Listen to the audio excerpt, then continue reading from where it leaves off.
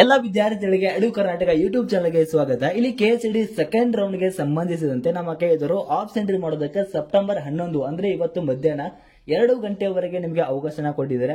ಅದರ ನಂತರ ನಿಮಗೆ ಆಫ್ ಎಂಟ್ರಿ ಪ್ರೋಸೆಸ್ ಏನಿರುತ್ತೆ ಅಂದ್ರೆ ಎಡಿಟಿಂಗ್ ಪ್ರೋಸೆಸ್ ಏನಿರುತ್ತೆ ಅದು ಕಂಪ್ಲೀಟ್ ಆಗಿ ಎಂಡ್ ಆಗುತ್ತೆ. ಅದರ ನಂತರ ನಮ್ಮ ಕೈಯವರು ಏನ್ ಮಾಡ್ತಾರೆ, ಎಲ್ಲ ವಿದ್ಯಾರ್ಥಿಗಳಿಗೆ ಅಂದ್ರೆ ಕೆಎಸ್ಸಿಡಿ ವಿದ್ಯಾರ್ಥಿಗಳಿಗೆ ಕಾಲೇಜ್ ಅನ್ನ ಅಲೌಟ್ ಮಾಡ್ತಾರೆ. ನಿಮ್ಮ ರ್ಯಾಂಕಿಂಗ್ ಮತ್ತೆ ನಿಮ್ಮ ಆಫ್ ಎಂಟ್ರಿ ಬೇಸ್ ಮೇಲೆ ನಿಮಗೆ ಕಾಲೇಜ್ ಅನ್ನ ಅಲಾಟ್ ಮಾಡ್ತಾರೆ. ಮತ್ತೆ ಸೆಕೆಂಡ್ ರೌಂಡ್ ರಿಸಲ್ಟ್ ಕೂಡ ಬರುತ್ತೆ. ಹಾಗಾದ್ರೆ ಕೆಎಸ್ಸಿಡಿ ಸೆಕೆಂಡ್ ರೌಂಡ್ ಗೆ ಸಂಬಂಧಿಸಿದಂತೆ ಸೆಕೆಂಡ್ ರೌಂಡ್ ರಿಸಲ್ಟ್ ಯಾವಾಗ ಬರುತ್ತೆ ಅಂತ ನೋಡೋದಾದ್ರೆ, ಇಲ್ಲಿ ಕೆಎ ಕಡೆಯಿಂದ ಇದ್ರ ಬಗ್ಗೆ ಏನು ಕೂಡ ಒಂದು ಅಫಿಷಿಯಲ್ ಆಗಿ ಅಪ್ಡೇಟ್ ಬಂದಿಲ್ಲ. ಅಂದ್ರೆ ಎಕ್ಸಾಕ್ಟ್ ಆಗಿ ಇದೇ ಡೇಟ್ ಗೆ ಸೆಕೆಂಡ್ ರೌಂಡ್ ರಿಸಲ್ಟ್ ಬರುತ್ತೆ ಅಂತ ಹೇಳಿಲ್ಲ. ಆದ್ರೆ ಇಲ್ಲಿ ಕೆಎ ದವರ ಪ್ರೋಸೆಸ್ ಏನಿದೆ, ಅವರು ಎಷ್ಟು ಟೈಮ್ ನ ತಗೊಳ್ತಾರೆ ಇದರ ಅಂದಾಜಿನ ಮೇಲೆ ನಿಮಗೆ ಒಂದು ಡೇಟ್ ನ ಹೇಳೋದಾದ್ರೆ, ಈಗ ಸೆಪ್ಟೆಂಬರ್ 11ಕ್ಕೆ ನಿಮಗೆ ಆಫ್ ಎಂಟ್ರಿ ಎಡಿಟಿಂಗ್ ಎಲ್ಲ ಕಂಪ್ಲೀಟ್ ಆಗುತ್ತೆ.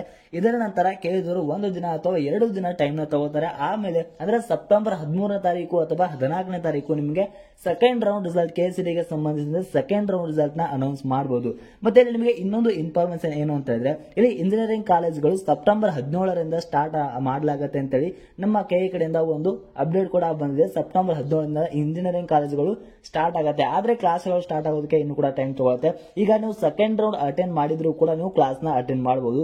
ಸೊ ಈಗ ರಿಸಲ್ಟ್ ಅನೌನ್ಸ್ ಆಗುತ್ತೆ. ಅದರ ನಂತರ ಚಾಯ್ಸ್ ಸೆಂಟರ್ ಪ್ರೋಸೆಸ್ ನಡೆಯುತ್ತೆ, ಆಮೇಲೆ ಅಡ್ಮಿಷನ್ ಪ್ರೋಸೆಸ್ ನಡೆಯುತ್ತೆ.